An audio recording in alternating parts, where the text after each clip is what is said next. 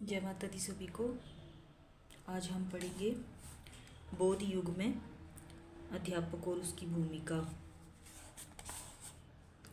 बौद्ध अध्यापक पवित्र, धार्मिक और आध्यात्मिक होता था। उसकी वरिष्ठता और सर्वश्रेष्ठता आध्यात्मिक क्षेत्र में मुख्य रूप से प्रत्याशित थी।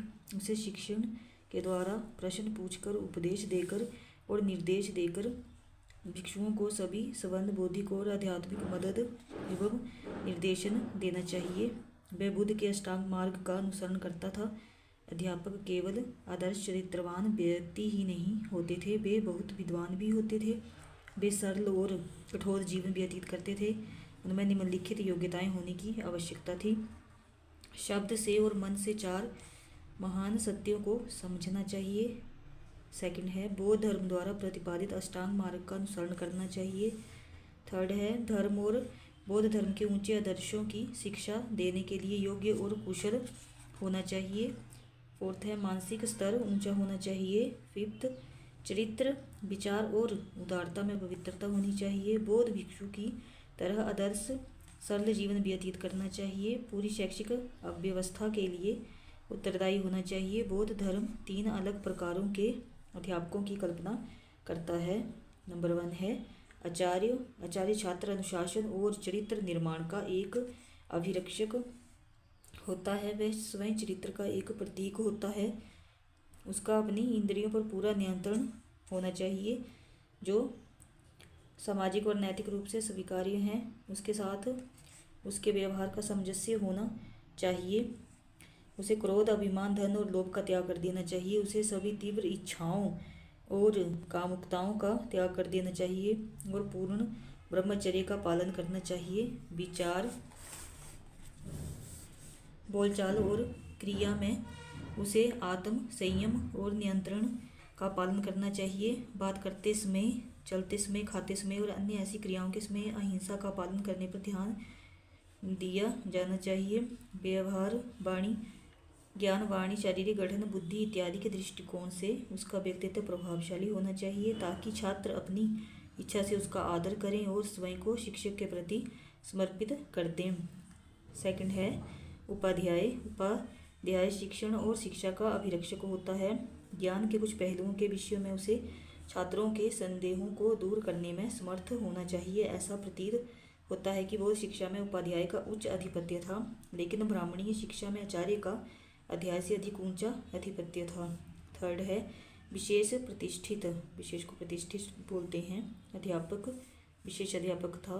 आचार्यों और उपाध्याय जैसे नियमित अध्यापकों के अतिरिक्त प्रतिष्ठित अध्यापकों द्वारा शिक्षा प्रदान किए जाने के लिए भी व्यवस्था की जाती थी, जो अपने विषयों में प्रवीण और विशेषज्ञ माने जाते थे। इस प्रकार विनय में उपाली ऐसा ही विशेषज्ञ था और बहुत से बूढ़े, मध्यस्थ उम्र के और युवा भिक्षु आदरणीय उपाली से विनय की शिक्षा देते थे। इस प्रकार जिन विनय कक्षाओं को उपाली पढ़ाते थे वे बहुत लोकप्रिय थे और बहुत से छात्र उसमें उपस्थित होते थे।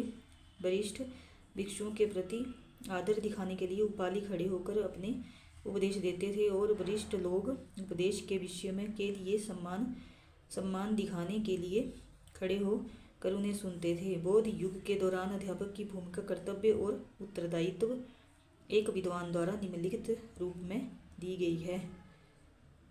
नंबर 1 है शिक्षण देकर, छात्रों से प्रश्न पूछकर, उपदेश देकर और निर्देशों द्वारा सभी संभव बौद्धिक और आध्यात्मिक मदद एवं निर्देशन प्रदान करना। सेकंड है नैतिक शिक्षा और उदाहरण द्वारा छात्रों के सामने उच्च शिक्षा, आत्म नियंत्रण, श्रेष्ठ नैतिक और चरित्र और अध्यात्मवाद के आदर्श प्रस्तुत करना।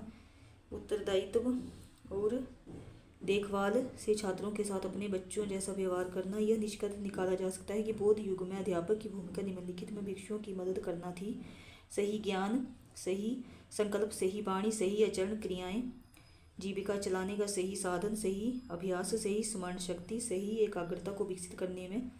सेकंड है नैतिक और आध्यात्मिक विकास। थर्ड है संस्कृति को दूसरों तक पहुंचाना। फोर्थ है पूर्ण व्यक्तित्व का विकास, यानी कि छात्रों के व्यक्तित्व के शारीरिक, बौद्धिक, नैतिक, आध्यात्मिक और भौतिक पहलू का विकास। नेक्स्ट है बौद्ध शिक्षा की अन्य मुख्य विशेषताएं। ये टॉपिक थोड़ा बड़ा हो जाएगा अगर सारा कंप्लीट करना होगा इसमें तो। फिर अध्यापक छात्रों का संबंध। अध्यापक और छात्र के बीच का संबंध बहुत घनिष्ठ, मैत्रीपूर्ण और प्रेम, स्नेह एवं सहानुभूति पर आधारित था। डॉक्टर अल्देकर के अनुसार अध्यापक का अपने नए छात्रों के साथ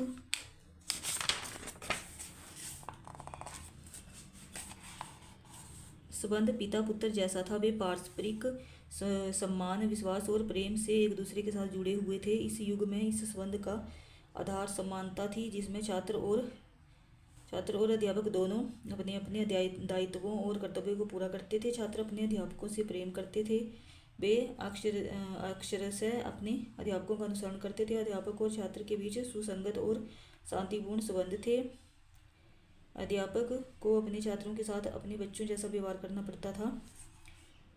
यदि छात्र के पास उसकी आवश्यक चीज़ें नहीं होती थी, जैसे कि भिक्षा का बर्तन या अंगरखा, तो अध्यापक से उम्मीद की जाती थी कि वे अपने सामान में से उनकी आपूर्ति करें। नेक्स्ट है, ये जरूरी है ये चीज़ें, इनमें से क्वेश्चन आते हैं। जैसे पबजा संस्कार क्या है, तो उसके बारे में बताया गया है। पबजा संस्कार शिक्षा में प्रवेश। शिक्षा में प्रवेश के लिए पबजा संस्कार होता था बौद्ध काल में।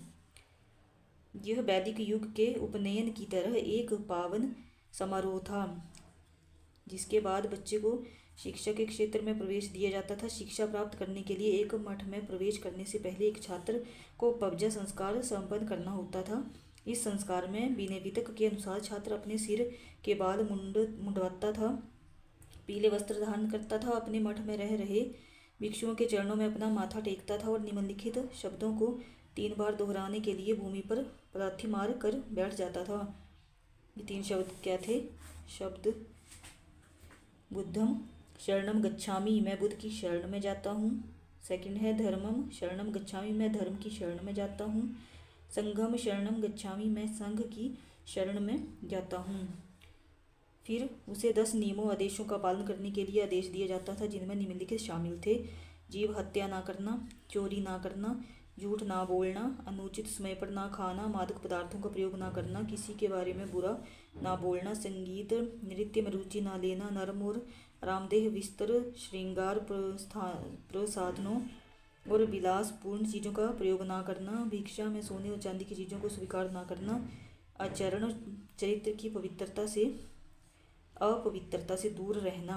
इस संस्कार के संपन्न होने के बाद छात्र एक श्रमण या सैमर कहलाता था। नेक्स्ट है उपसंपदा संस्कार। 20 वर्ष की आयु प्राप्त करने के बाद छात्र को उपसंपदा को अपनाना पड़ता था। यह वैदिक युग के विदाई संबंधी निर्देशों की तरह और आधुनिक युग के डिग्रियां प्रदान करने के समारोह की तरह था। जब 12 वर्षों तक शिक्षा प्राप्त करने के बाद भिक्षुओं को 20 वर्ष की उम्र में कुछ विशेष निर्देश दिए जाते थे। इन 12 वर्षों के दौरान छात्र और कुछ नहीं बल्कि भिखारी थे, जो वैदिक युग के आश्रमों जैसे संघों में रहते थे और भावी जीवन के बारे में जानकारी लेते थे।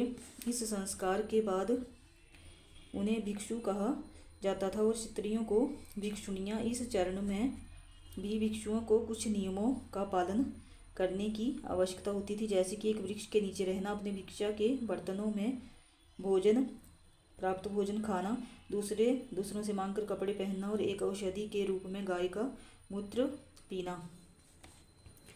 नेक्स्ट भी हैं, लेकिन इसमें वीडियो लंबी हो जाएगी तो मैं से बता देती हूँ। संघ पर पाबंदियाँ, ये बताया था।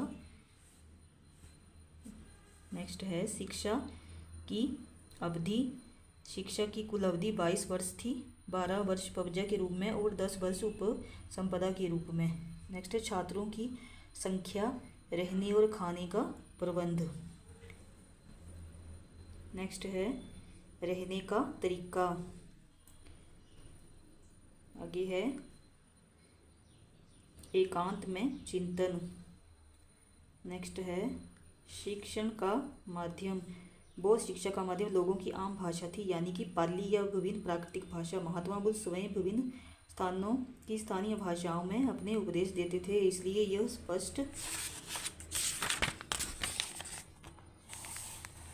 स्पष्ट है कि बौद्ध शिक्षा में संस्कृत का कोई विशेष महत्व नहीं था। इसके अतिरिक्त ब्राह्मणी शिक्षा में प्रचलित यंत्र मंत्र तंत्र इत्यादि की बौद्ध शिक्षा में मनाही थी। नेक्स्ट है आम जनता की शिक्षा। ठीक है, ये आप देख लेना इसके पॉइंट। नेक्स्ट है अनुशासन। कठोर अनुशासन था जिसका छात्रों को पालन करना होता था। छात्रों से उम्मीद की जाती थी कि बुद्ध के अष्टांग मार्ग का अनुसरण करते हुए एक आदर्श जीवन व्यतीत करें। उन्हें 10 नियमों आदेशों का पालन करना होता था। ये 10 नियम ये दिए गए हैं। नेक्स्ट था शिष्यों की प्रतिदिन की दिनचर्या, जो डेली रूटीन था उसके बारे में बताया है।